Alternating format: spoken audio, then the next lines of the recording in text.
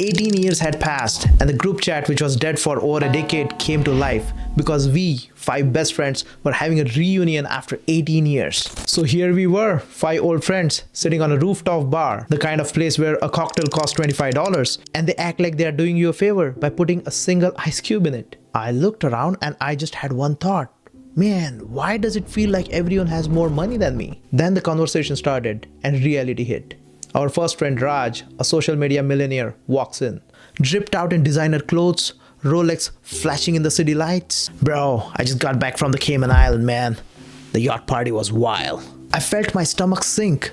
Cayman Island? Yacht? And here I was checking the gas prices before coming here. Then his phone buzzed. He turned it over and for a split second, I saw it. Credit card balance, 18,745. Minimum payment due. Yeah, Raj wasn't rich. He was really good at looking rich. Damn, man, must be nice. How do you manage all these trips? It's all about networking, bro. Gotta show up at the right place. He was financing a lifestyle to impress people who were not paying his bills. And that's when I realized most of the time we are comparing ourselves with someone else's highlighted Reels life. We see the trips, we see the car, we see the expensive dinners, but what we don't see the debt, we don't see the stress, we don't see the panic attack when the credit card statement arrives. Daniel, the quiet one, the techie, rolled in wearing a plain hoodie and jeans. No logos, no flash, just real money. 18 years ago, he used to skip parties to learn coding. So I asked him about his life. Yeah, I sold my startup last year, just investing now, taking it easy. Raj stared at him and he goes, how did you retire before 40 while we are still grinding? And I said, man, I wish I had that kind of money. Daniel shook his head. Dude, I spent my 20s working 80 hours a week. I didn't travel, I didn't party when you guys were. I was debugging code in my basement. You can't compare my now with your now.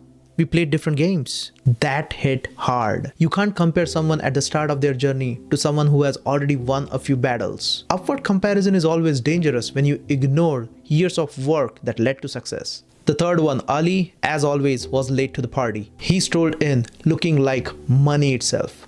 Tailored suit, Patek Philippe watch, effortless confidence. Ali goes, sorry guys, just got out of the meeting. Business deals, you know. And we were like, no, we don't know how it was. See, Ali never had to hustle. His grandfather built half of the downtown and his dad expanded it. Ali, he just had to maintain it. I kid you not, but I could feel my jealousy creeping in. I said, man, it must be nice not to worry about money at all. Yeah, but I didn't choose this life. Do you know how many times I wanted to just pack my bags and travel the world? I can't. Family business, expectations. I don't get to clock out at 5 o'clock like you guys and be done.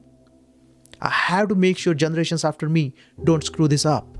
That shut me up because grass is always greener on the other side. I thought he had it real easy. And he thought I had freedom. Some people have money but no time. Others have time but no money. Either way, nobody has it all. Mikey the hustler, he shows up. He was the last to come in. 18 years ago, Mike used to be always broke. Always borrowing $3, $5 for gas. But now, hey Mikey, what's up?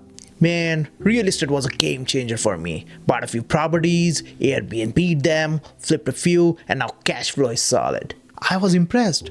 No generational wealth, no fancy degree, just smart moves. I said, that must be amazing, Mikey. Must be great being financially free. Yeah, but I missed my daughter's first step. I wasn't there when my wife needed me the most. I was always chasing deals. I was always chasing money. Now I have money, but I lost time. Silence.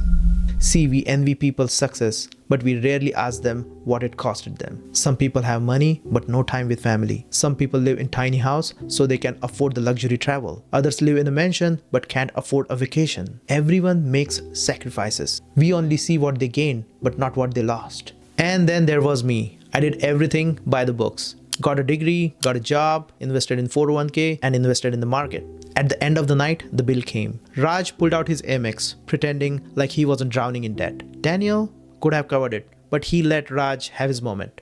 Ali didn't even check the price. It was never about money for him. Mike, he smiled because his Airbnb passive income could cover this bill 10 times over. And me, I Venmo'd my share and sat there thinking.